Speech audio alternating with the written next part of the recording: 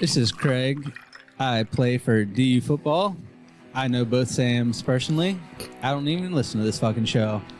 This is the DU football show. You know, whenever we have Alan in studio, who normally does the best opening for this show ever, I figure we should give him the second best opening of this show ever, which is Craig. And you can tell he doesn't listen to the show because he sucks in fantasy and never does anything about his team. And, you know, that's him. And let's start the show. Born in the land of Bowie, Maryland. Bred to be a fan of fucking Everton. Punch you in the eye and drink your rye. Sam Houston. Sam Houston? Arsenal fans have another Sam. Right day, the fucking Gooner Graham. Snub of my lord. Looks great in shorts. Sam Graham, hey. Sam Graham. Fucking United!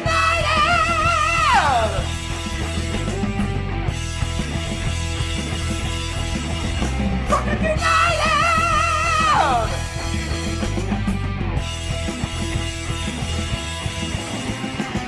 Hello and welcome to the DU Football Show, a completely biased recap of the quarterfinals of the FA Cup and somebody's trip abroad to a Tyne Ware Derby as told by two common American schmucks.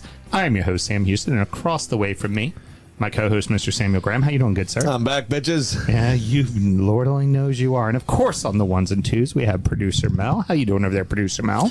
I don't feel like I should talk anymore. Yeah, you're just gonna say something horrible anyway, so you should probably keep it to yourself, right? I'm a-okay. Nope, I'm fine. Gotta iron the sheets. Just fine. She's busy ironing her sheets. We're recorded at the DU Public House just outside the nation's capital. You can check us out wherever you get your podcast, and of course, streaming live every single Monday night. Should you want to chat with us, there are as many ways you can. Mr. Graham, tell the good people how they can get in touch. Absolutely. It's at DU Football Show on all the social medias and dufootballshow@gmail.com to get in touch via email. And should somebody want to support the show, get this show minus the advertisements, and get our extra content, how would they go along about doing that, Mr. Graham? Very easy. Patreon.com/DU Football Show. Sign up to that $1 $5 tier. You get all the extra stuff Sam's talking about, which is mostly just insights into our life and a lot more dick jokes. Or, as I always like to say, you can just drive your happy ass over here, which is the case of our guest host tonight, my brother from another mother, the drippiest man in the world, and someone who spent a lot of money to fly overseas to watch his team lose a fucking derby. Our boy Alan, how's it going, buddy? It's okay. You had to remind me about the result, but yeah, you know, it's pretty good. Well, it's okay. You know, the good thing about the flight back, a nice, good, solid cry. Yeah, well, it's sleep mostly. It's Not the flight. You can never sleep the flight back. Depressy sleep. Actually, I didn't really. Yeah. I'm not gonna lie. And then but you just thought about it the I was whole time, just- weren't you? Like sad. fucking fingernails into it, just going. Now, I listened to a lot of Sabrina Carpenter. Really got me out of it. Didn't pay you for that? Oh, I'm a man of many flavors, Samuel. I wouldn't Yeah. pay you for much, to be honest. No. I mean, that Also, again, patreon.com/DU Football Show. Sign up to that $1 $5 tier, and you'll hear about all them groups, too. another reason why he's my brother from another, because Sabrina fucking rocks, Yeah, man. We dude. like me some Sabrina. You'll wank to it? Some Doesn't she have raunchy lyrics? She's hot. does. She sings Kinda. well. She's trashy and raunchy as hell. I like She's that new hot. Sydney Sweeney jeans commercial. I heard she says jeans really weird, but no one cares because they're just staring at her tits. James. I would. I'm There's been not a big controversy about this. I'm not a particular fan, but we all know producer Mel dicks it for another reason. Sam and myself both work in the wine and spirit industry and both have a deep, passionate love for all things distilled spirits. So as the red-blooded Americans we are, we've had to have a drink in our hand throughout this show and every single show. Mr. Graham, we have approached the top 5. We have, What are we finally. drinking tonight? So we've got the number 5 whiskey tonight. This is the Compass Box Flaming Heart 25th Anniversary Edition. This comes to you at 97.8 proof. Very good. Had to do the math. Should run you about $165 on a shelf, according to the Whisky Advocate. Of course, when you get to the top 5, especially, you could see a $10 to $20 swing Readily from that available. suggested Got price. it at SRP. Nice. Panel rated it a 95, and it is a blended malt, which we've learned from years past is a blend of multiple single malts. Right, with no cut grain. With no cut grain at all. And your blurb comes to you from Shane English of the Whisky Advocates tasting panel. The art, there's a space there. The art of blending is on full display here. Lead whiskey maker James Saxon marries single malts from Talisker, Ben Rains, and Lafroig with a Williamson blended malt to create an oily, smoky dram balanced with bright and tart pineapple, lemon, and lime on the nose and palate. While the peated whiskeys assert their muscle, the palate is laced with delicate notes of snickerdoodle, whipped cream, and marzipan, bringing balance and sweetness amid the smoke. Oh, I just inhaled a little bit. Sorry. some of that marzipan.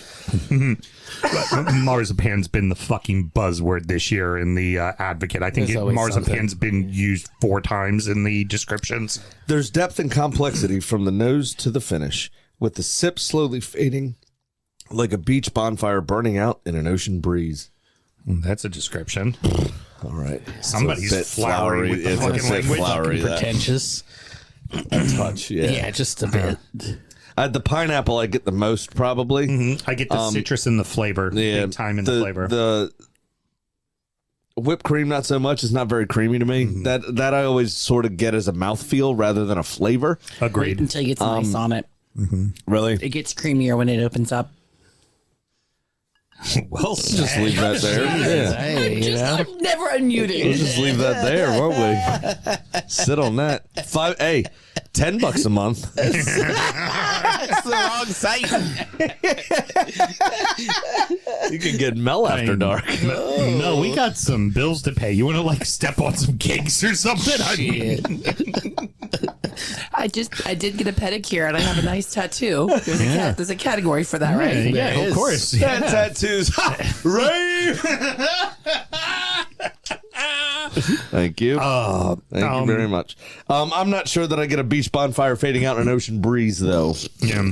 If You get campfire because I get that's campfire, yeah. Isla whiskey is going to be big campfire. I'm not sure Ocean City, Maryland's coming onto the nose of this. So we've talked about at least.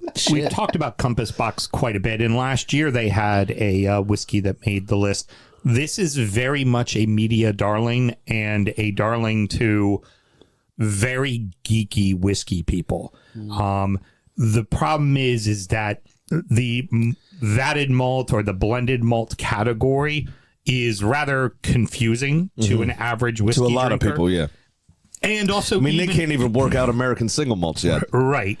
And even to a single malt drinker, they would just go, "What? But I'd rather just have a Lafroig." Have a single malt, Right. Right. That's where their brains. So I get jamminess from it, by the way. That just came in. So whether it's marzipan or not, I wouldn't be able to tell you, but there's some sort of jam there. Now, but what I will say about these, Graham, is that despite that kind of talk about them, that kind of media darling hype around them, when they make the list for a reason because they're bloody fucking exceptional. I love it. This whiskey is Exceptional. dynamite. It's It very is- fucking good. If you like the Big Pete, and everybody knows with me, like I don't mind it, but it's not a personal favorite. And I'm raving about this. This is really fucking good. Mel, I mean, you're a Big Pete. You already killed it, didn't you? I already killed it. Would you like a little more? I would. I would. I'm excited about having having it on ice, like you said. I'm letting the cube a Now I minute feel to. like I need a little on I ice. do think there's a little bit of breadiness that comes out, and that's probably what they're calling, because it is a slightly sweetness to the breadiness that they're probably calling marzipan because it just sounds better. There you go. Thanks. No Yeah, we'll try it like My that. Because, pleasure. I mean, I don't typically like the style. And Sam, let me this try is yours okay. without ice. Right. Yeah. What's that? I'm gonna try it without ice. Oh, you want to try it without ice? Gotcha. Like I said, I've said this many times before. One thing I love about Scotland is the Ireland as well, for the most part, is the adherence to kind of the traditional labels and stuff like that. They don't get caught. This is what we fucking do here. I love it. There is room for a little bit of leeway, and Compass Box goes right to the edge of that leeway for me. They have fun with their labels. They have that's fun for with their sure. labels, but they're also always done exceptionally well. Yeah. So if you didn't see it with Sam running it around, I'll just hold it steady for you. But it's I love Compass Box's labels. I really do. Because they're fun whiskeys. That's part of the point. Right. That's the idea. It's Right. It's, They're not serious traditional single malts. let's take the stick of pretentiousness out of our butts for a moment. We're drinking whiskey, have fun with whiskey, and that's certainly what this provides, I would say. Yeah. It's a even though it's from Scotland, it's a new world take on traditional Scottish whiskey, essentially, and it's brilliant. It's fantastic. The beautiful news about this, guys, is you can find this bottle. Yeah. You can. It's pricey, right? It's not a cheap bottle, but you can find it, and it's worth it, and it's very, very fucking good. If you like peated whiskeys, Yeah.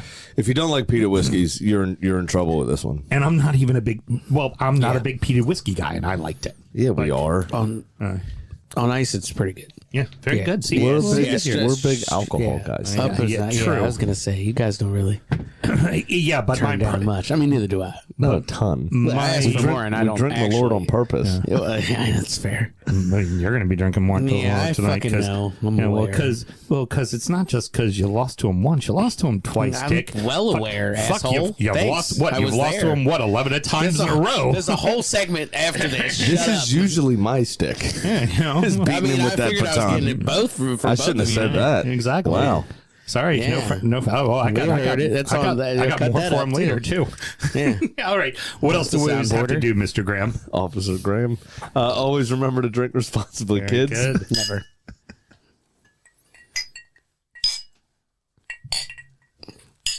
There we go. Man. All around. I haven't been in here with the two of you in a long time. It's been a very long while. Yeah.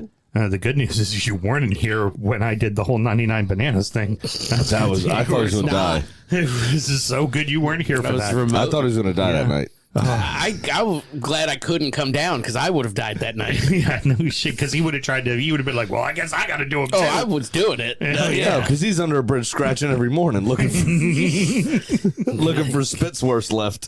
The road to Wembley is set. Two big clubs, a historic club that never gets this far, and a championship side looking to replicate a tale from 50 years ago. There were games this weekend? Yeah, there were. Manchester City 4, Liverpool 0, Chelsea 7, Port fucking Vale 0, call them by their Christian name, Southampton 2, Arsenal 1, Leeds 2, West Ham 2, Leeds advance 4-2 on penalties.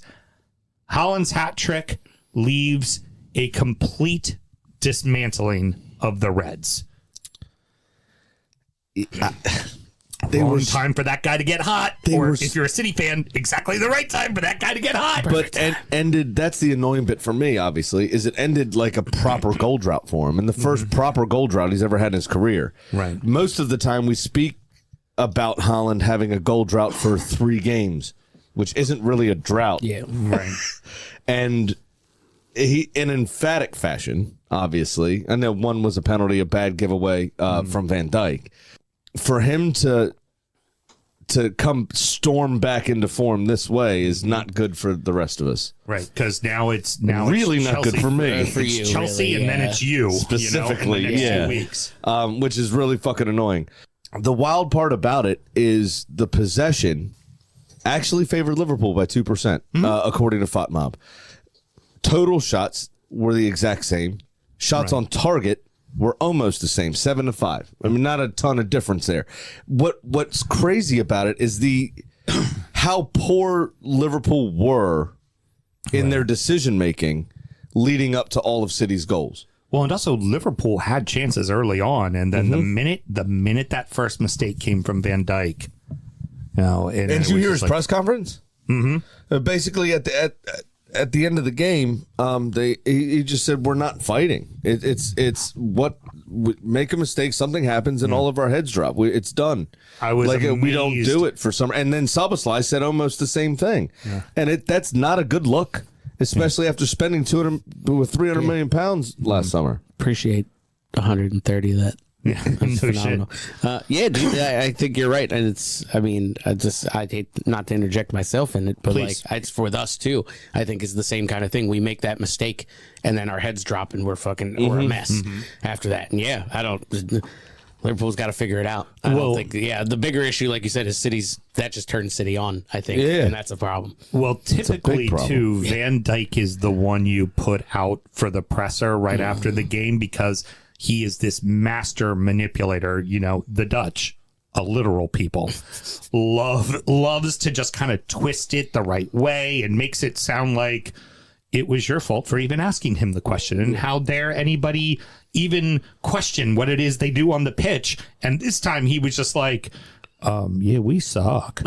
Well, so you know what's great? Weird to hear from him. Yeah, we reference the ramble sometimes on this show, right? You know, the kind of show that inspired us to do what we do. Of course. And their show today was titled "A Dutchman in Crisis," and because of that interview, actually the Arsenal host, Jim Campbell, said that was the line. They do the same thing we do, right? Where we say something funny and that becomes the title of the show. Right, of course. And he goes, it's really interesting as an Englishman to see a Dutchman in crisis.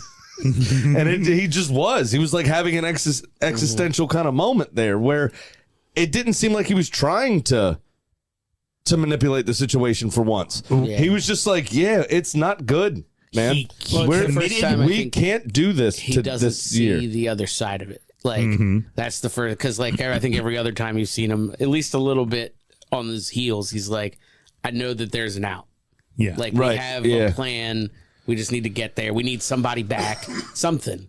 There's an out. So that makes me worry for Arne Slot, yeah? Yes. Oh, yeah. Right? Definitely. If he's essentially that interview, for me, was him not necessarily throwing him on the bus, but giving a little peek behind the curtain, rather, that Arne Slot might not be the guy for the job. That the players just might not be responding to him. What seemed even more surprising was the foul that he committed is typically there'll be a foul.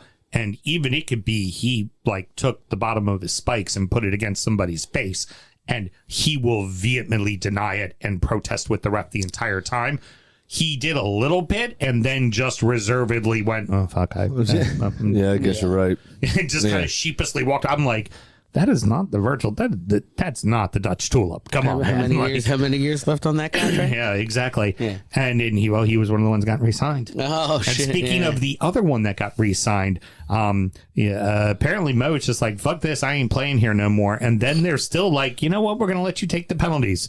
Wrong idea there. Like, should you even let him fucking play now? Well, he was on pens before anyway, right? Which is fine, and he has missed a fair few, like more than Saka, more than definitely fucking Tonali or Guimaraes, whoever takes penalties for goal. Fernandes, or Anthony Gordon's on pens. He's missed more than Gordon. He's missed more than no, y'all don't get pens. Yeah, and Jai's gotten three. And Jai's gotten three. And he's hit all three of them. Thank you very much. Well, 3 for 3. We're taking a sample size of 10 plus, sir. Thank you. No problem there. You all don't get penalties. Okay. It just happens. Well, a team that gets a lot of penalties, Manchester United, Bruno Fernandes makes most of his penalties. He's missed more than Bruno. He's missed more than Pascal Gross. He's missed more than pretty much anyone I can think of, over the last couple of seasons. And it wasn't even a good penalty. It wasn't even a good pen. No, it was almost as bad as Jared Bowen's on Sunday. Yeah. Fucking cost me $71. Rat fuck. But yeah, no, it was an absolute shit day for Liverpool. It really was. Like I said, the stats were fairly even. Now, of course, it is against City, the first or second best team in the country, right? And that can happen. You can lose a quarterfinal to Manchester City. You can lose a final to Manchester City. What I'm worried about is these two games back to back, right? You talk about the Carabao Cup final against us, where we were unbeaten against them in 6 in all competitions, right? We now come to here, and they handed us our ass that day. Right. We had no answer for what they were trying to do. They got their tactics spot fucking on, and then they turn around and do this to, at least at the beginning of the season, what everybody would have classed the third team in the top 3 teams in the league. And they hand them this emphatic fucking result. Reactivate Haaland. And now you look at it, and they may have that that shit off their backs now. Yep. I'm not going to say it either. Yeah. They now have that shit off their backs where they go, the two biggest challengers to us, we've dominated the last 2 games. Mm-hmm. Let's lock in. Yep, and we now can, what we expected them to do starting 4 or 5 games ago may beginning to go into effect now for the 7-game run-in, right? And that's trouble. It's trouble. We've got to assume everybody, right, that City are now the front runners to win the FA Cup, right? Yeah, I would think definitely. so. It ain't, but sure shit ain't Southampton. No.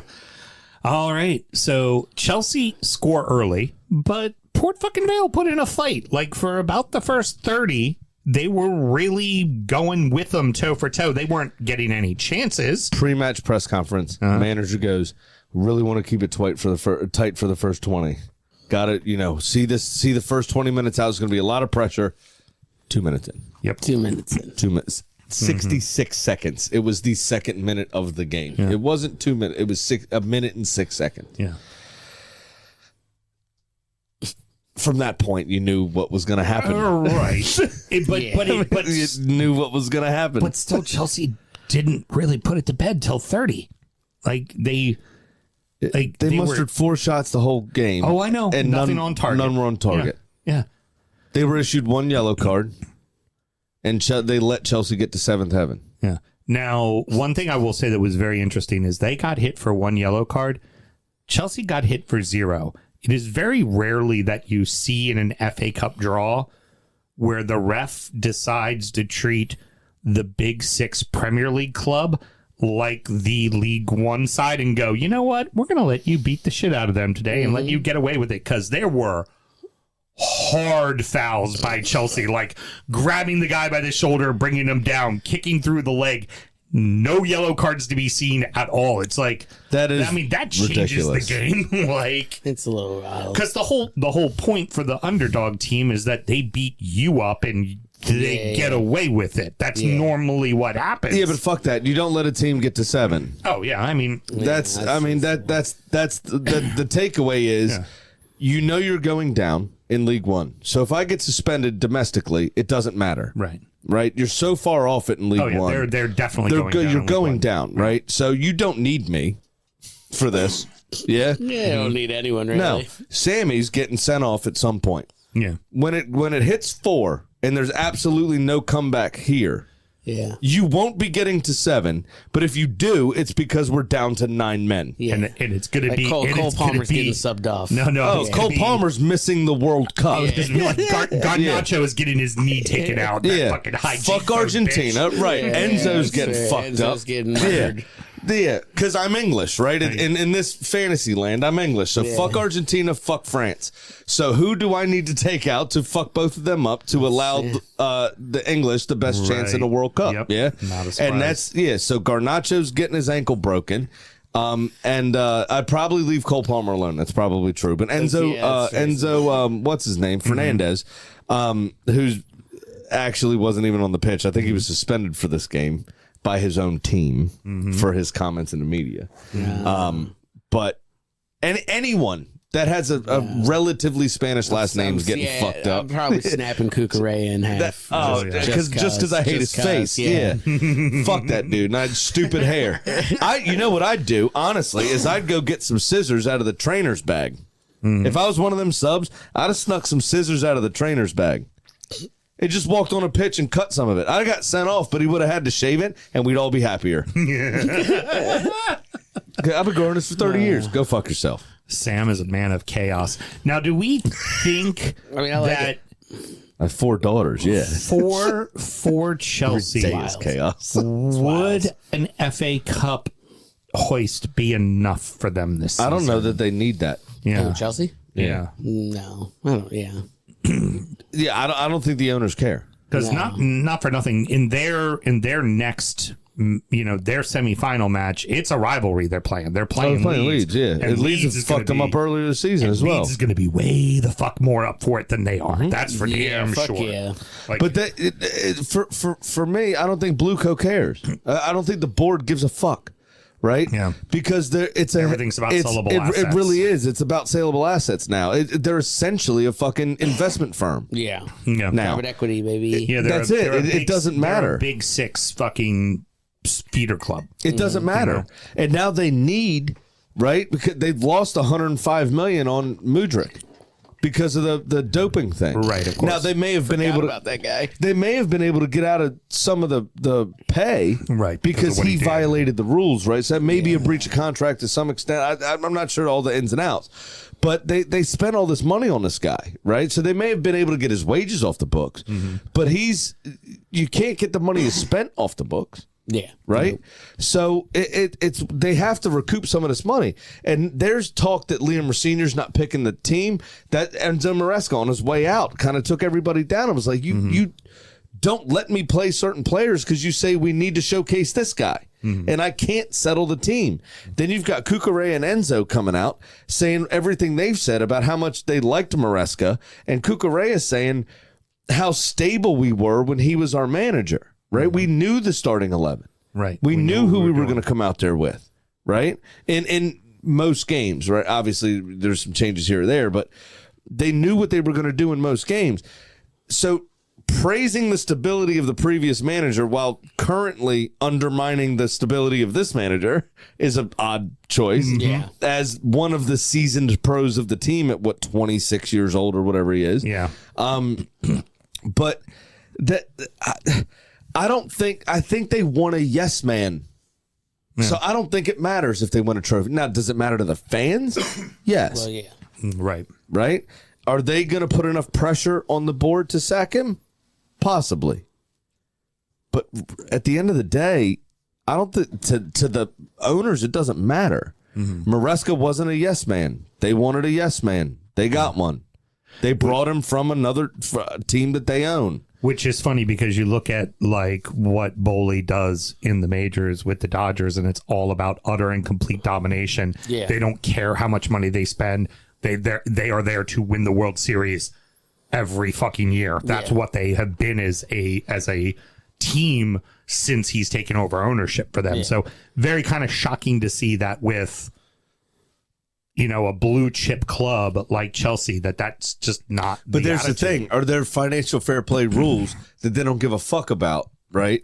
But they have to adhere to avoid a points deduction, Right. Right. So they go, okay, we'll do the investment here. We'll keep winning baseball championships with all the money that the whole company makes. Well, I mean, one would say that they like to spend money on competitive advantages that they just get a transfer. But in ban baseball, for. right? In baseball, they pay. We talked about it earlier. They pay the luxury tax every year, Right. in baseball, Yeah, right? they don't care. They just don't care about the rules of that, right? Now, all those charges stemming from what they were charged with Chelsea, right? Were, and this is where I'm going to differ from you again. We can talk about it if you want to. They weren't financial fair play things. They were third-party ownership payments. Right. There was a thing West Ham was done for, which they did not receive a points deduction for with Carlos Tevez, right? West Ham paid a third-party person money for Carlos Tevez, which is illegal in footballing terms, but not technically a competitive advantage because they were within their rights on the financial fair play rules. At the time, I don't think those were the people things. they sign win them trophies. The answer is yes, 7 of them. Yeah. I would say I don't care what PSR says. That sounds like the biggest fucking competitive advantage to me. Yeah. But If you spent money on a player, That's great. that then won you trophies. That's great. But under PSR, interest payments on a brand new stadium is a competitive advantage. But 5 players that you bought that led to 7 trophies is not a competitive advantage. We see what the default is. We see where this is wrong, right? Them's the rules, though. Yeah. I don't disagree that the rules are wrong, but them's the rules. Yeah. It's why Everton have obtained. I don't disagree that the Why? rules are wrong. It's why Everton have obtained lawyers, and it's why Forest are about to obtain lawyers, and it's why that those appeals are going to be shot down, and nobody's going to give a fuck. And it's also why we'll get another 10-point deduction. So the Saints pull off the cup set. Probably. Although The Gunners did their part by playing really fucking miserably. Bro. I cannot. We actually created stuff which was cool. Again, I told you we had 1, 2, 3, 4. Would have been nice if you created 3 fucking goals in one. No shit. The second goal for Southampton was offsides, by the way. But if only there was this device called VAR that consistently gets things wrong. Yeah, you're right. If only there was that it worked. Okay. Right, which again it didn't. It fell short one more time, and it happened to us. But I thought it has like a whole 3D print now of. Doesn't. Didn't. Yeah. I didn't see one. Anyway, doesn't matter. We sucked.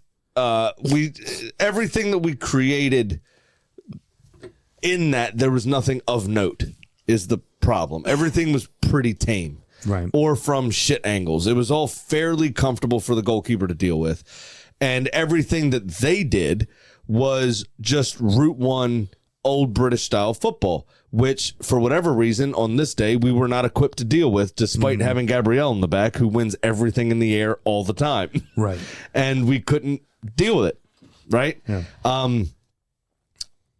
Whether it was a 35-yard long ball or a 60-yard long ball, either way, they opened up opportunities for them. I will say that Kepa not being directly at fault for either of the 2 goals was a plus. Which it was in the Carabao Cup final, which was an issue. The good news there, Alan, is that Arsenal supporters are very, very rational human beings. Naturally. Yeah. So I just said we were shit. I'm sure. No, I'm not talking about you. I'm talking about your brethren overseas. Oh, yeah. I'm sure they're not screaming into a camera and a microphone right after the match going, definitely not. Why the fuck wasn't Raya starting? Fuck Kepa, even though neither goal was his fault. They'll be like, all his fault. The reason why we lost 2 cups, it's all on fucking Kepa. Yeah. So there's that part's hard for me, right? When you're getting to the business end of a competition, obviously no more business end than the fucking final itself, right? Do you start your best team of people available to you, right? Or do you trust the players that have gotten you there? Man City started their backup goalkeeper. Right. Their backup goalkeeper just performed better. Well, it's also you know what I'm saying. That's the difference, right? You don't have those backup players if they aren't playing in those other competitions because they would want to go someplace else and play. So you don't have the depth of your squad if you're not letting them play all the FA Cup games and all the League Cup games. So you have to let them play them. If you're going to jump on mic, if you're going to jump on video and YouTube and do all this bullshit where you just fully emotionally go after Kepa and all this kind of stuff, you're not doing yourself justice. Right. And you're not showing your understanding for sport in general, right? Kepa got them to that point of the competition. Yeah. He deserves the chance to play in the competition. They're never going to have you on Arsenal TV with that kind of tape. I don't give a fuck. That's the point. I love Robbie. I've met Robbie. He's a nice guy, but I don't care. Yeah. Because I don't want to be associated with fucking extremism like that. Like, that's not my thing like Mel does, you know? It's nice. I was just about to say, like pivot. my wife does. That was such a good pivot. So you have to, I understand the point. Right? It's elite level sport, and you need to be, even though there's only $100,000 prize for it, it's elite level sport, and you should be playing your best team. I understand the point, but part of a group of 35 players is trust and loyalty to an extent. Now, Eddie Howe gets it wrong consistently with being too loyal to too many people that consistently don't perform, right? The other side to that is Kepa up to that point had performed. Right? And the first goal, the mistake, is exactly what informs the second goal because the rest of the team lost their fucking heads 5 minutes later. Right. Yeah. In that particular instance. Right, in the League Cup final. And that's exactly what happened here. We looked helter-skelter after that first goal went in. We looked like we lost our heads because while we have tremendous fucking quality and good players, there's too many people that aren't being rotated in. Right? Norgard played every game for Brentford and was excellent. He's never once in his career been a backup to anyone. Right. He's, 12 appearances this year? 14 appearances this year? Maybe? Right. You know what I'm saying? At 31 years old, first time at a super elite level club. Right? So is he ready for that? Odegaard's not won much, right? Except being a bench player at Madrid. when he was there.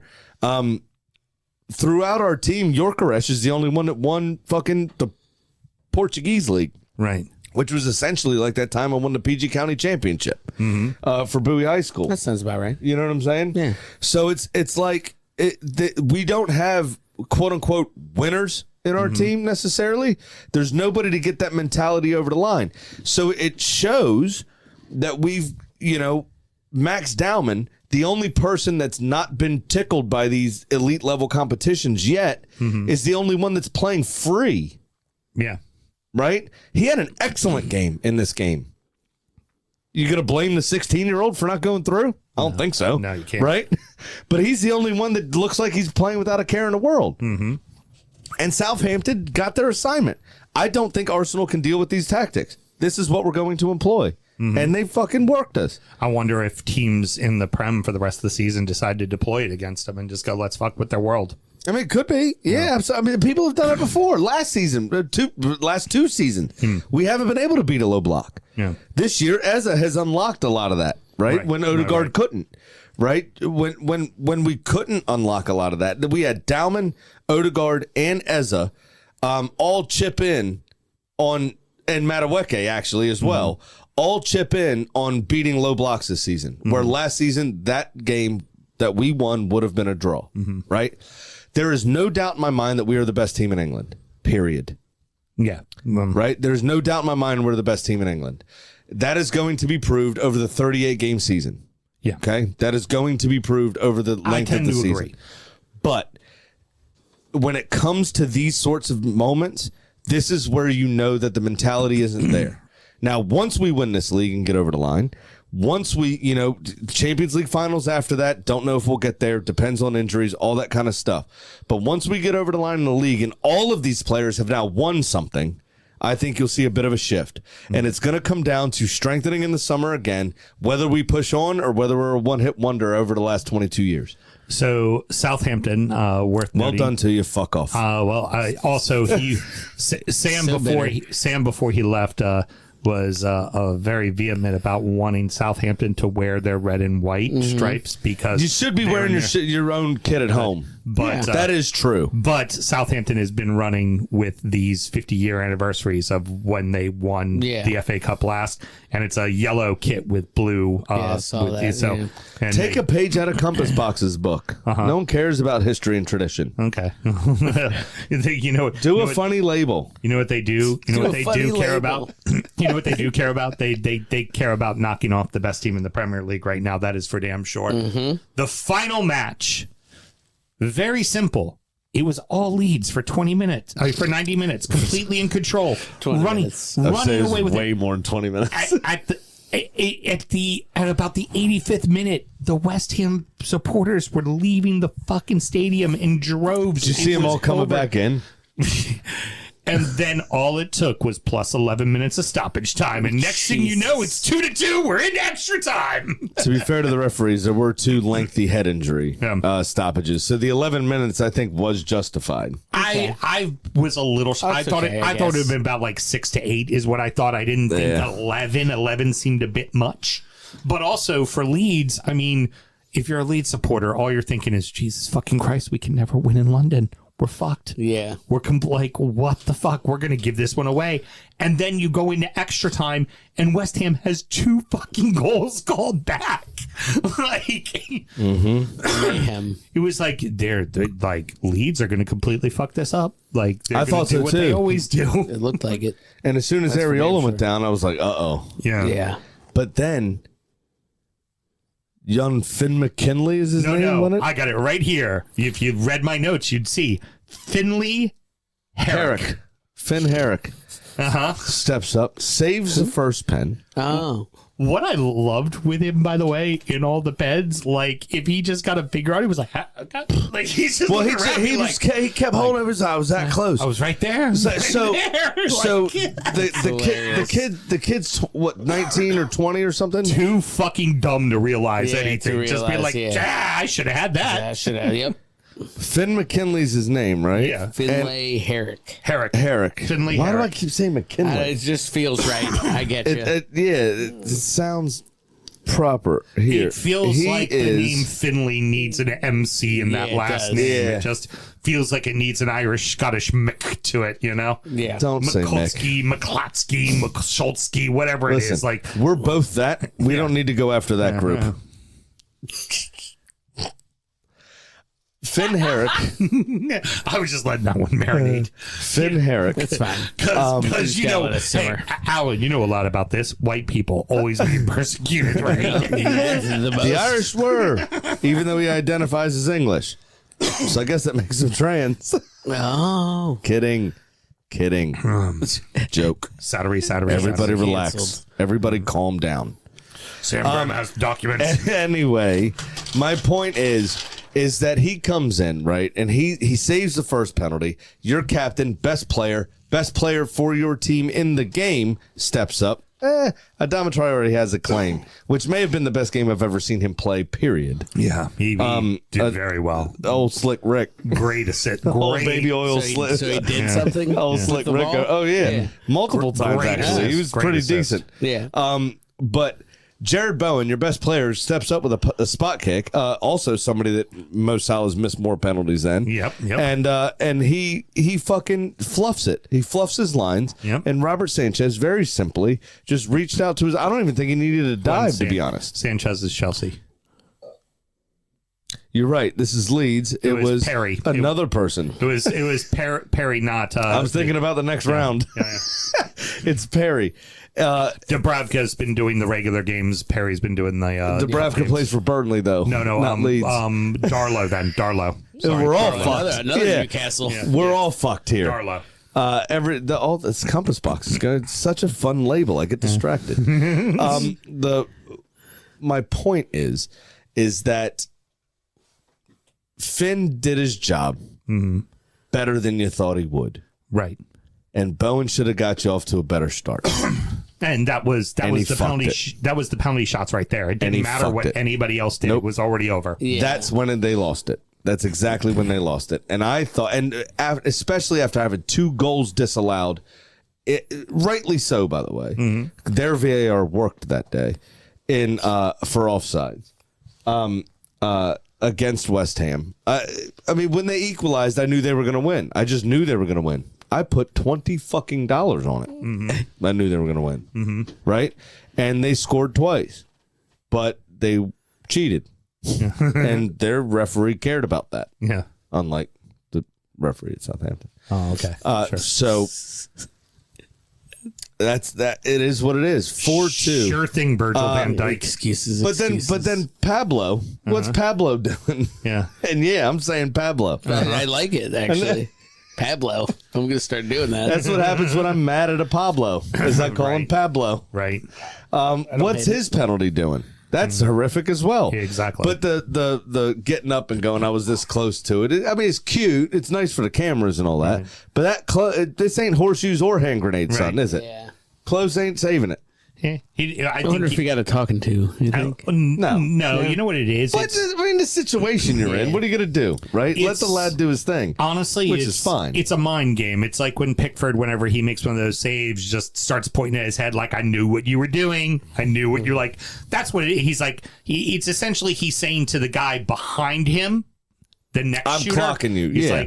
like, I'm right there. I know where you're I going. mean, and he was. I know where you're going. But like Willie Nanto's I mean, penalty. he picked right. Fucking 4 out of the 5 times he picked correctly. Willie Nanto's penalty, it might have actually touched his fingertips, but Nanto absolutely fucking put every little inch of his 5'1" body into it, and it he rifled it home. I mean, there was no saving that penalty. I don't care if he got a full hand to it; it might have carried him into the net. He hit that ball so hard. I gotta ask Lars what the song is again, but the Nato song that they do is like, it's like he drinks Moretti, he eats spaghetti, and then they're just like, his cock is massive. Yeah, it's no rhyme. Yeah, It's fucking brilliant. Yeah. So apparently he put all of his cock into that one on the shot there. Apparently. yeah. Oh, He drinks Lambrusco. He likes churrasco. He's got a fat cock. All right. I knew it's Moretti and spaghetti. That I knew. I knew it was that. But I like where you're going. You're just trying. You know what? You're continuing with your Patrick the Starfish thing. You think you're on a roll. You know. I'm you're doing on other stage with a hot rhymes. mic. Go for it. I'm doing Type other. 5. Yeah. Just workshopping some stuff. Yeah, of course it is.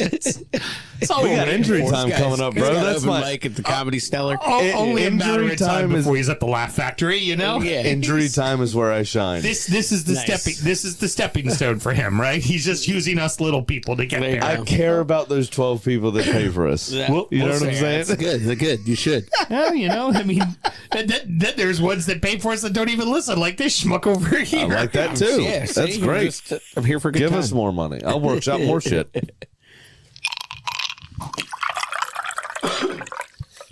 Speaking of that, somebody got to go to a derby, and we have got some questions.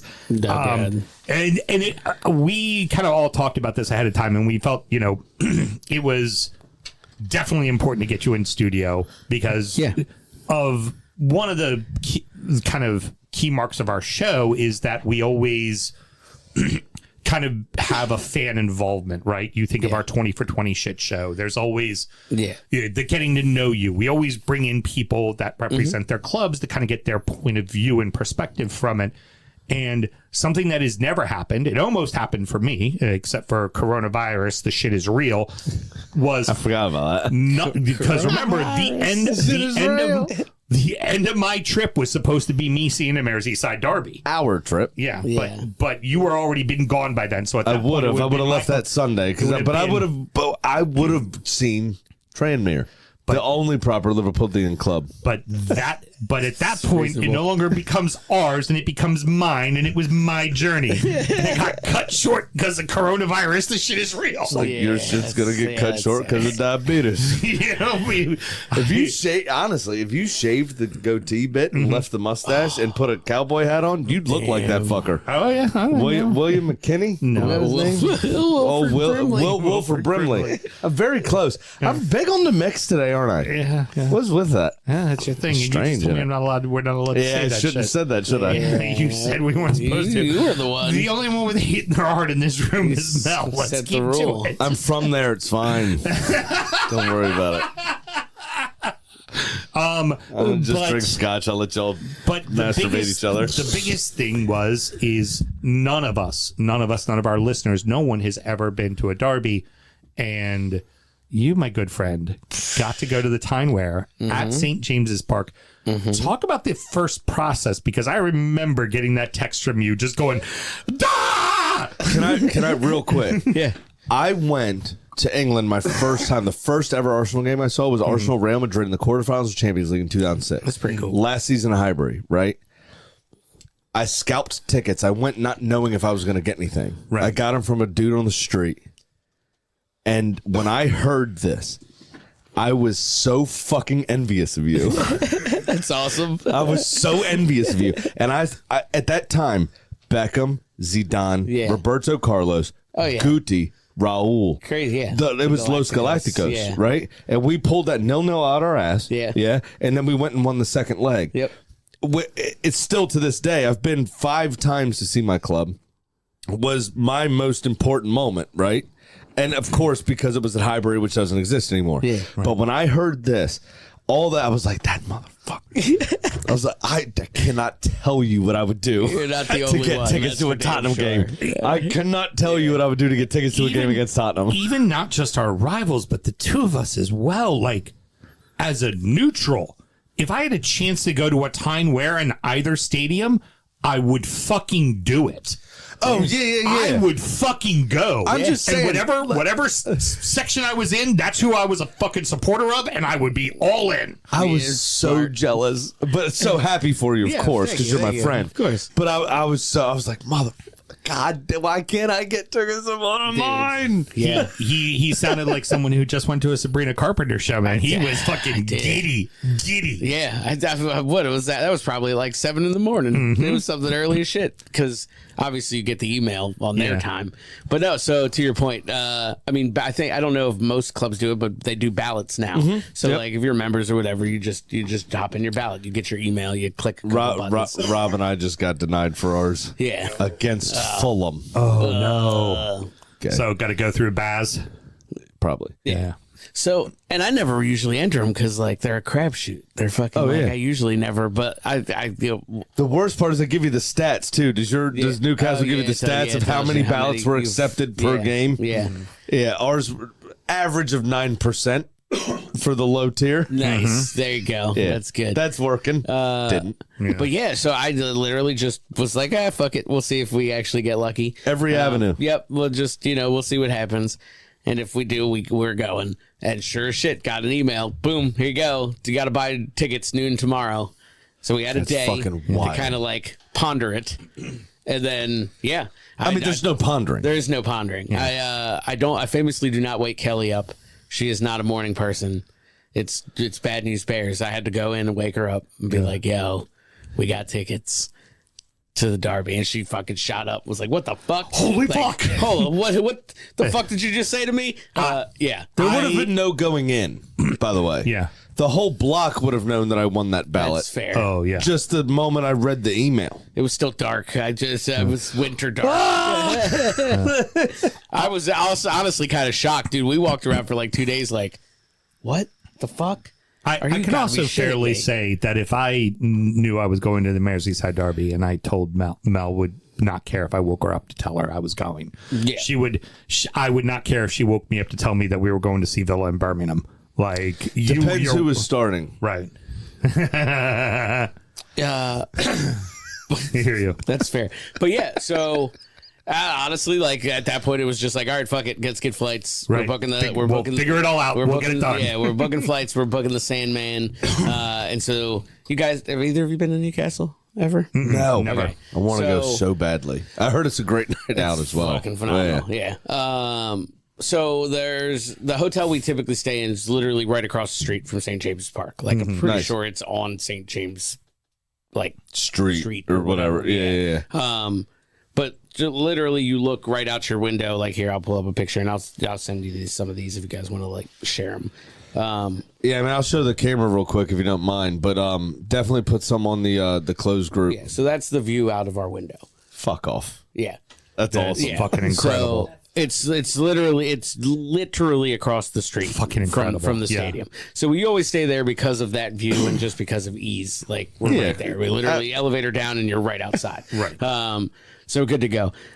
Yeah. So we booked all of our shit, got there happily, easily. Everything was fine. You know what I mean? Well, How early were you there? we got there Friday like morning. And so it was a Sunday morning kickoff, correct. right? Yeah. So we got there. We left Thursday evening. We got there Friday morning.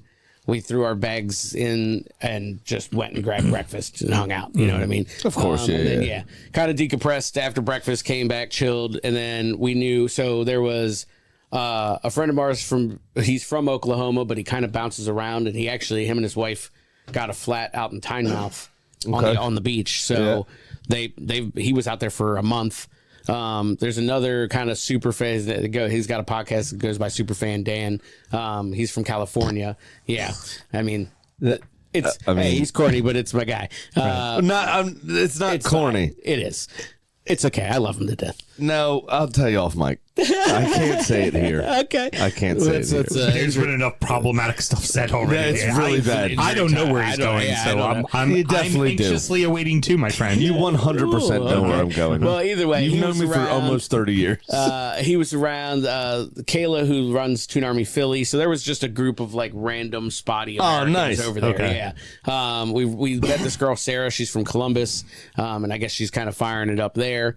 But either way, met up with them. A couple, obviously, Geordies who are now in the States and were also over for Derby Day. Nice. So that was kind of nice. Alan from up in New York and all that kind of stuff. So we all got together. We had dinner that night before, and then the next night we were just out drinking. So the Stack, I don't know if you saw right in front of it, it's a new kind of like live music venue, all that kind of stuff, which is great for right where that is. That used to just be a car park for the Metro. Right. It's now a nice little like pregame place to go and hang out. Kind of reminds me of like the trailers, the bullpen over at in Nats Park. It's all like shipping containers and that kind of shit. But yeah, super cool spot. Like converted into like single-use bars, like for the day kind of thing. There's like 4 or 5 bars, and there's like 6 or 7 different little like restaurant stalls. Yeah, so nice. it's a nice little like kind of food, Little open-air food court market kind of place. Yeah. So nice. Hung out there for a while. Went to the Strawberry. We're hanging out there. We're supposed to go down to the casino to meet Shane. Did it cream when it opened up? What's that? The Strawberry? Yes, it did. It creamed as soon as it opened. Mel's tired of our She shit. doesn't even give any reaction. No, she just don't care anymore. Yeah, nope. We're supposed I to. just love how everything's coming full circle every time. I know, right? It I is mean, great. that made sense. Yes, it did. It did. Very much so. It's brilliant. Yeah. We're supposed to. I'm on Again, fire today, bro. Supposed to go down to Bally's for the casino to meet Shay Given, and we're just too busy getting pissed on the fucking Nice. patio at the Strawberry. Love that. So that was nice. Next, what the fuck did we do the next day? Oh, Saturday was kind of low key. Like we knew what was coming. You need to be ready for Sunday. The storm was coming. Yeah. So Because also after the match, you're either just drinking a fuck ton in celebration or you're drinking a fuck ton in misery. yeah, but exactly. your Sunday is going to be a long day. Yeah, Sunday, of course. So yeah, that was Saturday was kind of low key day. Drank a little bit, but hung out, Just got chilled, some yeah, nice yeah. dinner, wandered around town. There's a lot of like Newcastle's cool in the sense of like from a Baltimore perspective. There's a ton of old markets. So like a Lexington Market or Cross Street Market, and they're all within a couple blocks of each other. So it's kind of nice to kind of go in, explore food stalls. There's like old, memorabilia stalls and shit. So you can get all types of cool little stuff. There's a kind of like, I don't know how to describe, like all the kind of like tchotchkes and shit you see on the street in Baltimore, like before a Ravens game, like, those thrown together, like clip arted fucking Ray Lewis t-shirts and shit like that. Right. So there's a shop called Get the Back yourself Page. a half and half scarf. Yeah, no, absolutely not. Fucking no. But there's a shop called the Back Page that literally for like 50 years, this is what they've done. It's What, you just get like hookers and shit on it? No, they're Back just Page, like yeah. really poorly printed, like Brazilian colored with Bruno's face and shit. You know what I mean? Like just Yeah. the cheap tat that you really want. Like not Mike Ashley Lonsdale shit. Like Right. the good streetwear. It's you like, know what I it's mean? like my You're getting some airbrushed sassy unicorn Yeah. shirt. It's Oh, like, yeah. it's like, Fuck I yeah. need that. Yeah, It's it's a trashy and one of perfect. one. And it's like Bruno Guimaraes, but it looks like Cristiano Ronaldo's Yeah. statue at that airport that one time. Yeah. Like there was It just says Guimaraes and it's spelled wrong. They did The A and the E are swapped. They didn't have it in Love my that. size, but it was the Moretti label with Tonali's face in it, like that kind of Ah, shit. I love that. Yeah. Shit like that. So yeah, just putzed around, like I said, did all that shit. Went to the shop and spent another fucking £1,000 because I have no self control. Look at this fucking thing. I fucking love it. Yep. So yeah, lots of that. So the markets, real quick then, Yeah. is there any kind of really very Newcastle-centric street food or something like that? Like you think like a Pollock Johnny in Baltimore. Is there something that like really like hits that northeast part of England? It's good. It's cliche, but it's the Greg's sausage roll. I'll tell you, the Greg's right across the street from the stadium. The line at like 9 a.m. The line was around the fucking block. It's nice to know you're still holding stuff from Steve Bruce. Yeah, how's the Near and bacon, did you dear. say? But hey, look, we can't. As soon as training's done, If Greg's sausage roll. if you've never had a Greg's under the light of the Chinese arch, you've never really quite been to Newcastle. When he went to Birmingham or somebody, we were like, why did he take that job? And then we Googled it, and the training ground was directly across the street from a Greg's. Yep. It's like, That shit. makes perfect sense. That's just efficiency right there. Come on, man. Yeah. I'm very excited for many sausage rolls. During my trip. Yeah. Well, you're going to go back to your pie place, right? Of course, absolutely. That's Pieberry Corners, Yep. first place I'm going. Highbury Corner, that's phenomenal. There are some supporters that own it, and they were up on Tollington Road. Proper fucking pie and mash. Sadly, fucked. that location's shit. closed. They only have their location at King's Cross now. Damn. So good to know, though. we will be going to King's Cross we got to go to King's Cross. have some on the first day because I need it in my life. It was They also fucking do a proper. phenomenal Scotch egg. To be honest, Yep. love that. Nice. Sorry, Yeah. No, that was perfect. that's a So- Steve Bruce interjection, which was Yeah, we need that at least once. So you get through those 2 nights. The next morning you wake up. It's Derby Day. Like Talk about like the butterflies, the feeling, the like, are you bouncing off the fucking walls? Yeah, like, what's going through your brain? Even Kelly, she's not early. Like I said, we were both up at like 7 a.m. and we were like, all right, what the fuck do we do with ourselves? Like, there's nothing to really do yet. Like, go down and eat breakfast in the lobby. But are there lots of Newcastle supporters around? Everybody just, is there that kind of? Yes. Yeah. So the hotel kind of started to fill up like the Saturday. So like people coming into town from around the country who are coming up and all that kind of stuff.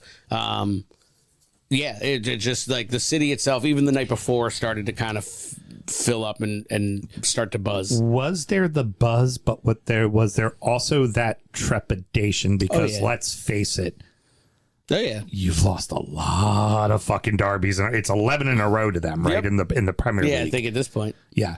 So is there also that kind of, squeaky bum time clenchness to everybody where you're like, it's derby day? I think I felt that more the night before, like while everybody's out trying to enjoy themselves before the stress actually sets in. Yeah, like, you're gonna be like 5,000 Mackhams are gonna be fucking singing loudly, aren't they? Yeah. Those fuckers. Yeah.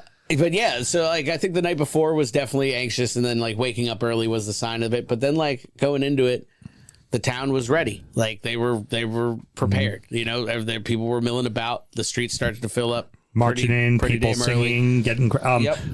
How early were I assume as you walked in, the Sunderland fans were already in their fucking section. I figured they bust them in, or that's where the kind of things kind of get interesting. So we got out early in the morning. I think we walked out around like 9, which is I think Strawberry was opening at 9. Shearer's opened at like 10, so there was a line down the fucking block. And Shearer's is in the stadium, so it's right. Like if it's like I would liken it to like the Warehouse Bar at Camden Yards. Okay, gotcha. It's in the stadium. So they had a line going around. Strawberry was opening up at 9. Rosie's is right down on the corner. So like you sit on a hill, obviously it's up on the hill, and then you kind of cut down to go into downtown and basically down 300 feet down to the river. Right. So we go down, we meet a couple friends at Rosie's, which is literally right down, like as soon as you start to get to the city portion and it opens up, you pop in right there. And they had tables reserved upstairs, which was kind of nice because everything's packed to the fucking gills, right? Especially around there. So we got downstairs, went there, had a beer or two, and then at that point, it was probably like 10-ish, and we were like, all right, let's start moseying back up the street to where I kind of showed you guys. And what you saw was, it was empty. Right. There was probably by the time we come back up, there's probably a good 10 to 15,000 people in front of our sidewalk. There's an island in the middle that you kind of saw in that picture. With that, yep. And then on the other side of the street. And they start filling up because typically they come around the corner from the train station and up right past our hotel. That's the typical traditional route that they walk up. So like Sunderland's police are already down at the corner waiting because they travel with them, of course. So everything's going fine. And then this is going to sound bad, but a gentleman has a cardiac episode in the crowd behind us. Oh, no. So, like, the Sunderland police are already lined up on both sides, about to start bringing them up. And they have to rush an ambulance up into the middle of the crowd, stop everything, reroute Sunderland supporters around the back side of the hill and back down. So that kind of threw us off. Like we were waiting. Just to start yelling at them. And like a couple had trickled up and the police had like kept pushing them and escorting them up the hill. Cause like guy with his girl stopped in the middle of it. I have no idea why when you're with your lady, you would have stopped, but immediately got pelted with a beer can. And then just more beer raining. It's like, come on, buddy. You got I'm sure they're all singing Sad Mackham Bastards. Sad Mackham Bastards. Yeah, all types of shit. Just fucking. Especially if you're on your own. Oh, yeah. Just what are you doing? What are you doing? It's just you and your lady walking. Yeah, Sad Mackham Bastards. Just keep it moving, man. Like, strength in numbers, man. Be around your people. Don't do it on your own. I heard, and forgive me if you're coming on to this, I heard there ended up being a bit of trouble. Yeah, towards the end, I think there was, and I think even in between there was some. I know I had heard some racial shit coming out of the crowd, which we always fucking do not accept. No, only on sound check. Yep, yeah, of course, exactly, and from Mel. But yeah, and I'm pretty sure the club very strongly came out and condemned that kind of shit. But no, I mean, look, we were standing there. I have a video I'll show you guys as we wind down. But like, we were standing there as the Sunderland buses were coming out, And so there's about 5,000 to 8,000 people in the way of those buses. And Did you pull your cock balls out? They do not. No, I did not. But people did. But they did not move for a good 5-10 minutes until police got in front and walked them through down the street, and they were getting absolutely battered. Like, those buses were getting hammered. There was a lot beer of cans, cups, flares going off all over the place. Wow. So yeah, unfortunately, we didn't get to kind of witness that iconic march in because they got rerouted, and it got to the point where like they got in kind of late because of that, and we were like, "Oh shit, it's 11:30. Let's cut. Let's just make. Let's get over there." I would assume that's kind of normal since they have to climb essentially Mount Vesuvius to get to their fucking seats, mate. That's very true. Yeah. Your away section is atrocious. It is, but it's especially for them. It's better than it's that was the shorter route to the stadium, but there were so many stairs. Yeah, no, dude, I have no idea. It is the lay of the land. It is the shorter method for them to come in. Like the normal method they come in puts them in our way longer than if they probably should. Oh, really? For good measure. I got you. This way actually pulls. It was only because of that medical emergency. So there's that one side of the stadium that has like a portico, like a giant. So all the team buses roll through. So like, I got you. When your away teams come up, those buses roll through and it drops them on the steps into the locker room. Right. You know what I mean? So they just pull through, and go right on out. And so that keeps y'all separated a bit. Correct. Yeah. And so that's where they march into. But typically they march up that street and then in through the bottom and then straight up. Right. So they get hammered in that little corridor. But this time they had to kind of come around and come into that corridor like in the middle. Versus getting the full the full duesment. But yeah, we waited and waited, and we saw them like 4 wagons pull up, and we saw 20 cops pull out. And we were like, all right, so they're coming. When we were looking at the watch, and it was like, well, shit, we got to walk all the way around to the Leeds' end on the far corner.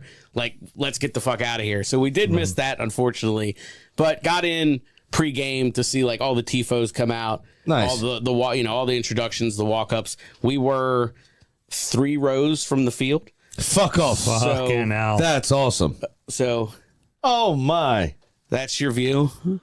That's amazing. Like I knew we were in the corner. I knew we had good seats, but we went in. Kelly was like, "Hey, so where are we?" And he was like, "Oh, I'll walk you over," and just literally walked us down onto the field and over to our seats. And we were like, "You got to be fucking shitting!" Like here. So yeah, that was our introduction. Like, my trip to Goodison was first row, aisle seat, right at about the 18. Mate. Oh, fucking hell. Let me show the camera real quick.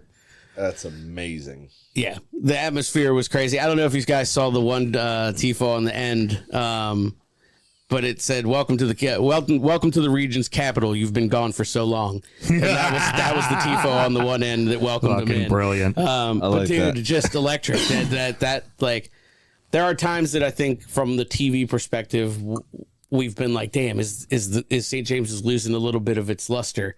You know what I mean? And nope, not for that. Nope. That was everything you would have expected. One club towns tend not to. Yes. Yeah. Right. I mean, that's the only thing you got to do on a Saturday or a Sunday, isn't it? Yeah. No, 100%. So I don't want to get into the nuts and bolts of the game because we talked about it already. But what seemed so interesting is that you guys came out in the first half and you seemed ready for it. Yep. And you just dominated. You completely dominated.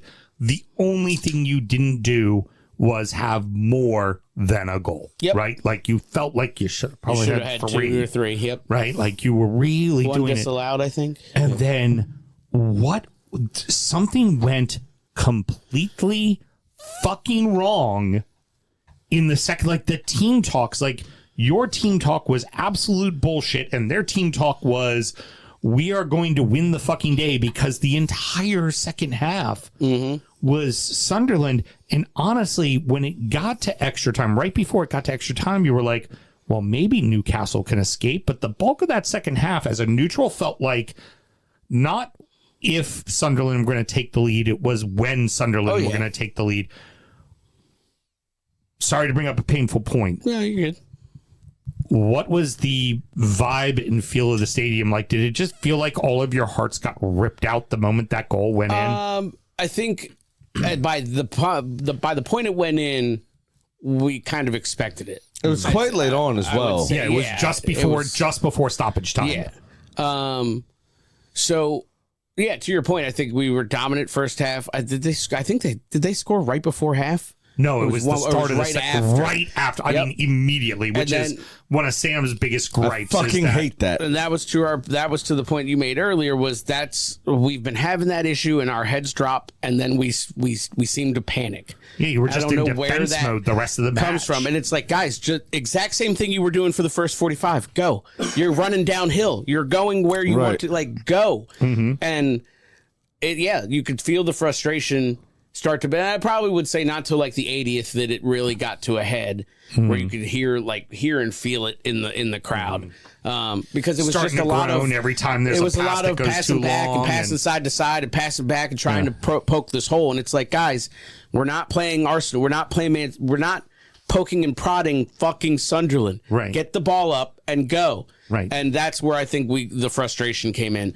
And then, I mean, once the goal went in, obviously deflated, but like, it was building, like you kind of said, and we were all already kind of frustrated. Now, again, I hate to bring it back to another podcast, but the Ramble made the point, right? It was like, oh, you guys are doing good here. There's a Manchester United supporter whose brother's a Newcastle supporter, right? And then one of the hosts is also a Newcastle supporter. And so the Manchester United guy pulls the club of his heart. Right. So Vish said that he WhatsApped Peter and was like, y'all are doing all right here. What do you think for the second half? And he goes, Joe Willock, 60th minute, we're fucked. Right? Right. Joe Willock came on in the 65th minute for Nick Voltamata. Jacob Murphy came on in the 65th minute for Anthony Alenga. Now, this is in response to the goal on 57 minutes, which is early after halftime, but not in my real anger phase. My real anger phase is within 7 minutes of halftime. Fair. Right? Yep. Now, this was in 12, so not far away. Yeah. Right. Yeah. But, okay, fine. The second half has officially begun on 12 minutes. Okay, fine. But essentially, the point is that it is so fucking predictable from anyhow. Yes. Right? Is teams can plan for, okay, he's going to come in on 60 to 65. Yep. We can change our tactics in this way, and then we can deal with that threat instead. There's no surprise substitution. Nope. There's no, who the fuck is that guy from the youth team that isn't been impressing, and like Dowman did, just as an obvious example, right? Put on a stupid kid who doesn't know any better that's going to just go run his ass off, right? Absolutely no unknown quantity that's coming on, right? That's the point. And, I mean, within 5 minutes of, this is what's going to happen, and sure enough did. And then it's like, as you say, they start building and they go, yeah, we trained for this. We were comfortable for this. We're ready for this. Yep. And then Brian Brobby's just been a fucking tank all season. Oh, he was, dude. And then, he watching them that second half us coming at their stadium at our angle. He was just roughing up the guys that don't get roughed up, like Byrne and Botman and Chow. Like, that guy's a tank. But then he fucked up Gabrielle. Yeah. Who's been largely one of the best center backs in the league all season. This right? guy who puts Holland in his back pocket every time he fucking plays him. Right, exactly. And Brian Brobby, who's back in the Dutch national team, by the way, good for him. But very literally, as they are literal people, just fucking put them to the sword, man. And that's that he got them that second goal, and that is what it is. I will say, watching Tino Livramento just stare at him take 2 swipes at that ball to put it in the net filled me with rage. I can imagine rage. that. You're like, why aren't you fucking diving at that with your face, motherfucker? Real quick before we get to the end of your tale, OG Malort, barrel aged Malort, or white girl mistakes pumpkin spice Malort. Not the last one. What's barrel aged? Have you Malort you've had better. regular Malort He said before, it's right? better. It is better. Yes, I've had regular Okay, Malort. so it's going to be barrel aged now.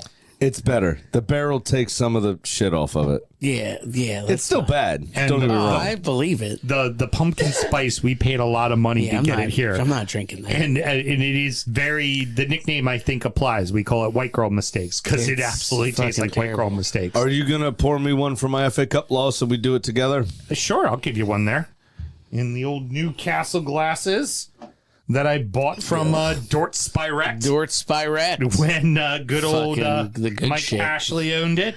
Now the whistle blows. The club. He still owns Sports Direct. Yes, yeah. That's a lot, isn't it? Oh, Look at hell, mate. Oh, don't make it even. Oh, That wasn't the fucking that wasn't what I was saying, but Jesus. I mean, I'm not going to Sorry, bud. I'm not going to pour it back into the bottle. And you know what? I just Brian Brobbied you. You barely get a shot of it, and you never fucking drink it, Graham. So, Well, the last bundled two it. seasons I haven't. so there you go. Hey, real Cheers, quick, man. I just have one question before we get to the end of it. Right before you do that shot, which one hurts more?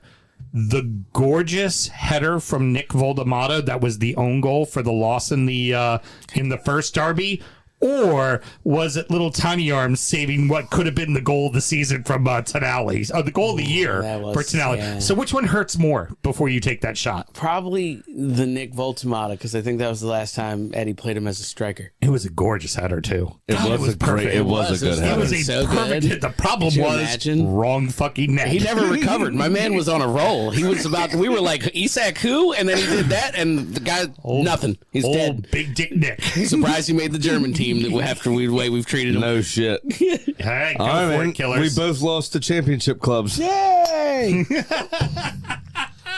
So the whistle blows, and we'll give you a moment there to recover. The whistle blows.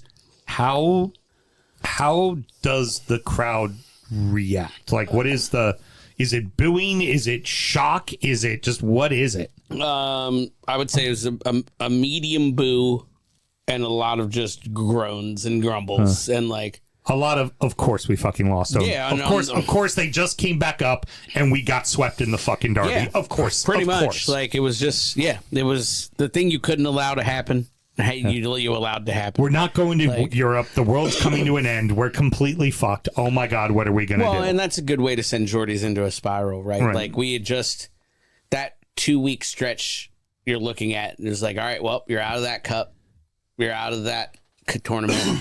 You've got the season rests on this. You've got to go fucking get it. Well, especially at home. especially because you had At just home as well. That's At the home. that's the That's the sickener. killer. Yeah, you that's the had just sickener. tied Barcelona and Yeah. played them off the pitch. Yep.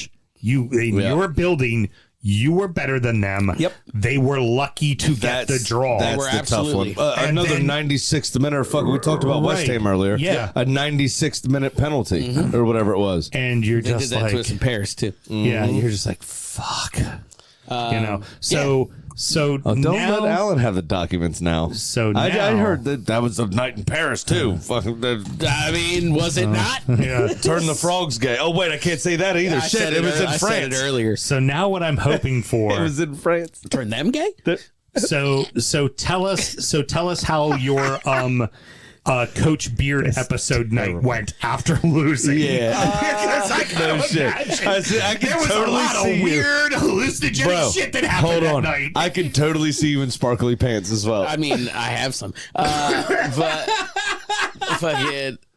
And I just say it didn't go as wild as you would assume because we did have a fucking early flight the next morning. Gotcha. It was like an hour of like, woe is me.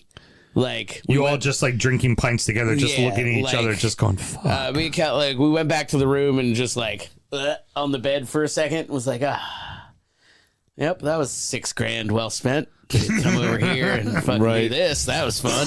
Like, Yeah. And then we got up and went and met friends and drank and like had dinner and shit. But Right. no, I didn't burn it down. If there wasn't a 9 a.m. flight, because we had to come back for opening day. Right. So we were back Monday, Thursday at opening day. Like it was a fucking 10-day stretch. I can tell you that much. But Right. No, I wish I could tell you I burned it the fuck down. I think honestly, like even the town was just kind of blah. And that's how it is. The town goes as the club Yeah. goes. Oh God, yeah. if you win, you didn't go to bed. You show up to the airport drunk and you pass out on the plane. I'm not sure that those traveling fucking Mackems would have made it to the train station had we won. Right. Oh, Like, yeah. you still have to get back down past us to get to the train station. Yeah. I think they would have kept them in there for hours. But that's also part of the thing, though, about being an American, right? That's the part of the experience we miss. Yeah. Right? Unless you're staying 3-4 days past it, right? We have to go back to work. Yep. Right? The next day. It's not time went on, go back to bed, and I show up at 10 a.m. and sorry, boss, I'm a little late. Yeah. You know what I mean? Like they do. Yeah.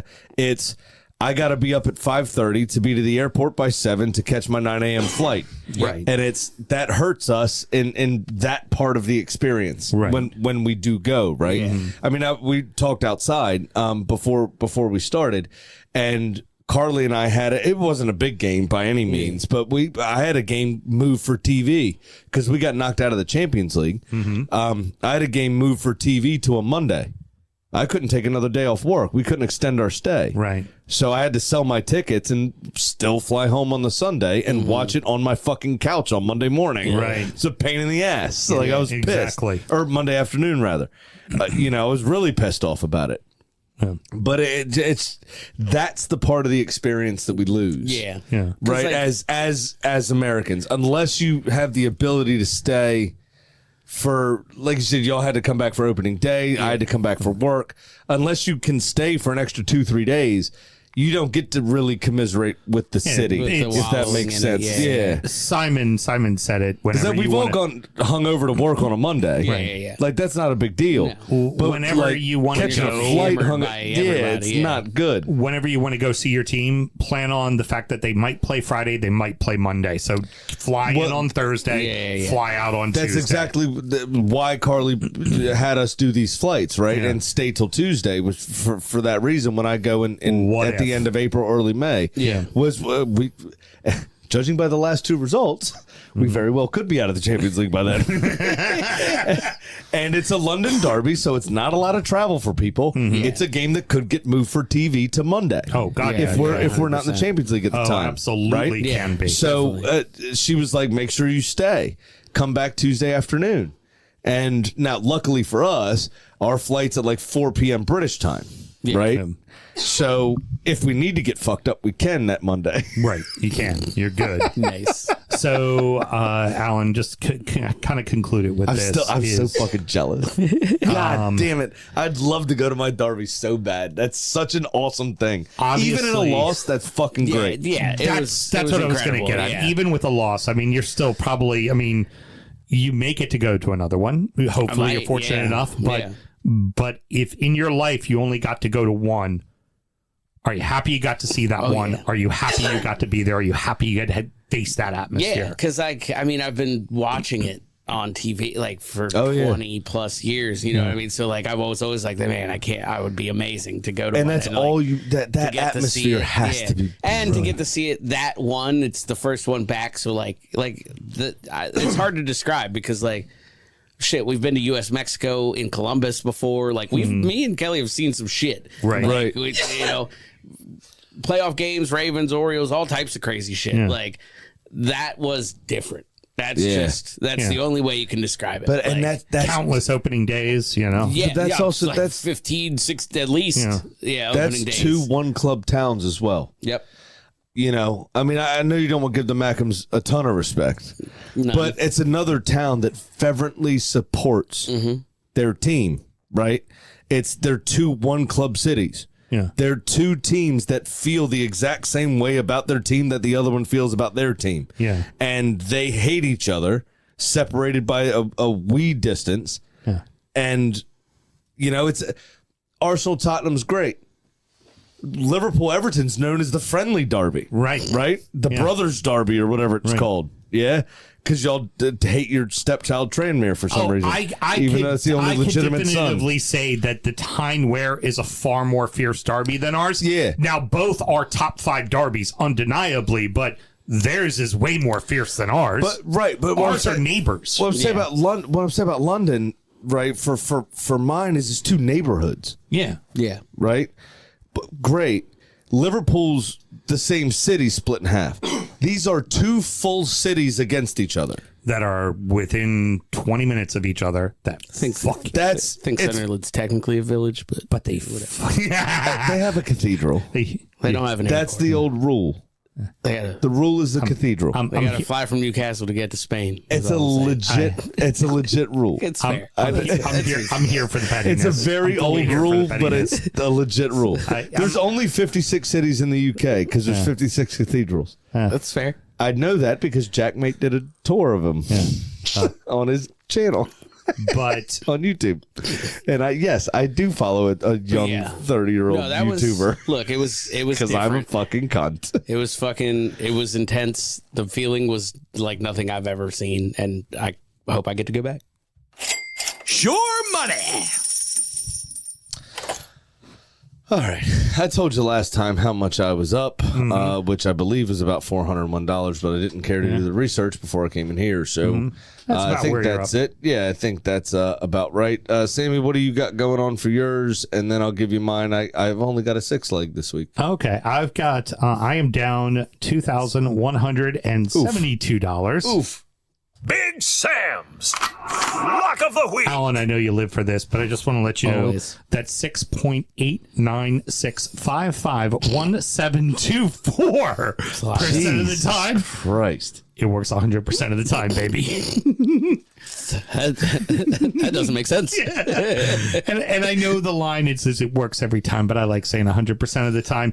I am going very simple here. I am taking a 2 road dog parlay with total goals in both. I am taking Villa to beat Forest.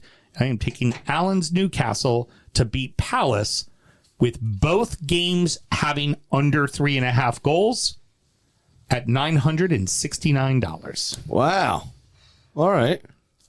Pretty good odds, and 2-0, 2-1, 1-0s feel very on the cards for me with both of those matches. That's not a terrible bet. And I really do think Villa on the road and Newcastle on the road in both of those situations should be winners. All right. I mean, you wouldn't have bet it if you didn't. Yeah, exactly. Except for I've been wrong a lot this year. At least somebody thinks we'll win on the road. Did you bet for this game? No, I never do. But All right. 9-way parlay. I've only got 6. 6-9, 6-9. Not good gambling. So what I've got here is a plus $1,154 bet Terrible with money. on a 6-leg parlay. I've got West Ham to win over Wolves at home. I think they bounce back from their FA Cup travails. Arsenal to beat Bournemouth. That's just a personal, heartfelt pick. fair. Need to get back Get on the the fuck horse. together, Sam. Brighton to beat Burnley away. I think that happens. Aston Villa have not been in a good spot, so I've got Villa or draw with Forest, especially because they're at Forest. And Forest are fighting for their lives. And then I've got one that's going to piss you the fuck off, my friend, is Everton or draw under 3.5 against Brentford away from home. Yeah, we've got one of the best away records, and we're probably going to Exactly. win. Probably going to win. And neither of you score a shit ton of goals. And go figure, it's going to be a fucking 6-pointer for Europe. Like, who would have With thought two of the that most at this time? uninspiring It's like- fucking teams in the league. It's a 6-pointer for Europe, Exactly. which really sucks because I wanted to be Leeds and Southampton in the FA Cup final, but I really need fucking City to win it for my European aspirations. Pretty much. Kind of sucks. All right, well, that is going to wrap it up, boys and girls. Mr. Graham, any parting words? Let's just throw it to Alan first for Well, parting words. I was going to let him do all his plug-in and shit. yeah, but- do that. all right, well, apparently The he needs- actual parting words. They're not parting words if I go now. Oh. Well, then So you fucking... go. All right, Alan, my okay. brother- You know what? Here's my fucking just parting needed words. that All right, moment. you ready? Fine. Fucking up the Mackems. That's what I was gonna do to close the show. So it's just gonna, you have a package coming. It's just a bunch of bottles. Yeah. Yeah, I know you're gonna need them. Yeah, I'm sure we're not. I know you're gonna That's need fine. them. It's a lot to overcome, but Hey, listen, coming from me, 12 points was a lot to overcome, and that happened. 9 points is nothing. that was Manchester United. 9 points is nothing, and they play you. Don't they? Who? Don't you play City one more time? Yeah, they do. Oh, good lord! You We'll be you fine. you We'll be fuck it fine. I'm not off. worried You about it. fuck it off constantly. We have no faith in you. We'll be fine. So Alan, of course, thank you very much for coming in, telling your tales. Thanks That for was having so us. important to have you. Hurry up! I gotta please, take a piss. Plug away for the club, the local supporters group. I know we got some big things coming up, and Yeah. of course your show, all the good shit. Go for it. Yeah, so well, we'll get the middle class holes out of the way. I'm a spot guest there nowadays. That took a little step back, but still follow them at MDL Class Holes on all your favorite social media pages. So check us out, or just the middle class holes. Graham and I did the show one time together, which was fucking fantastic. Yeah, that's right. That was all right. Yeah, That was good. I That did was good. all right. Yeah, this fucking guy. No, I mean everything's all right. Right? It's all. We're all fine. I just like everything's all right. I just like my over the fence, not through the gate, just going at him. yeah, And you gotta gotta do go it. fierce at the Yeah, host, I mean, you know? yeah, when you get philosophical differences like that, you just gotta lay it on the line. Precisely, and those know? things are important, man. Yeah, and then the club. There you go, at Mobtown Magpies. Check us out, all your favorite social medias. Come check us out. We're at the Abbey in Mount Washington for all matches. Doesn't matter when it is, 7 a.m., noon, 3 p.m.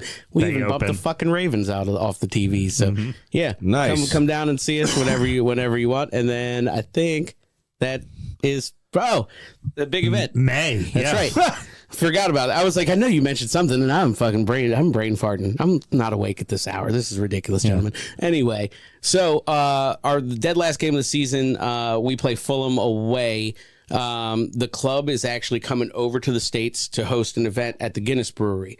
Oh, So nice. we'll be sending out some more details. I've already told Samson, and I don't know if he mentioned anything to you. No. But yeah, we'll try to get I won't something- be there. Oh, I figured as much. Probably. But we're trying to get, other supporters around because they're just trying to make it a community outreach kind of thing. So, I talked to Sam about talking to the Blues. I might come afterwards Yeah. to hang out. Yeah, that's fine. Because I'm sure you'll be there for a bit when Yeah. the games are done. Yep. But if we're in a way to celebrate, Everybody's playing. Yep, I got you. and Yep. we're all playing at the same time, and if we're in a way to celebrate, I'm at Livs Yeah. with my people That's Yeah, fine. You guys of course. found a home finally? lifting a trophy. What happened to that bar?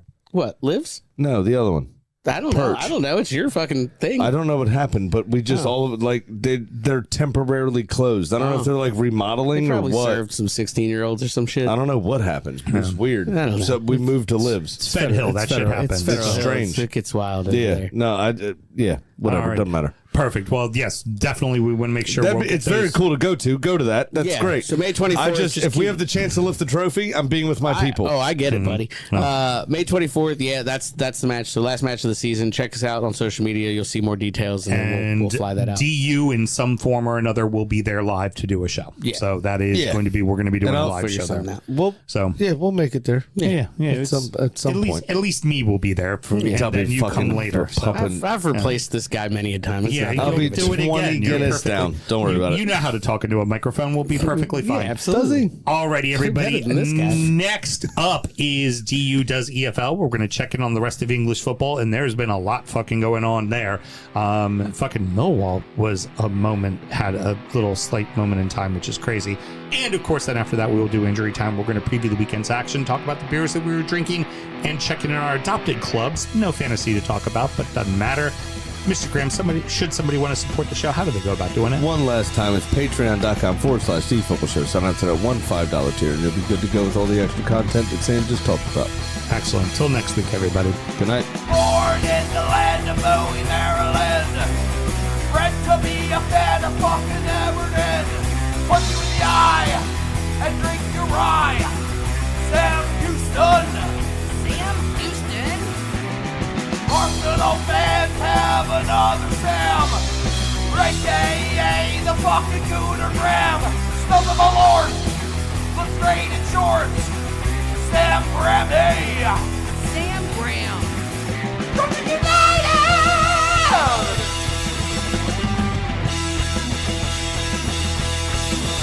Brooklyn United!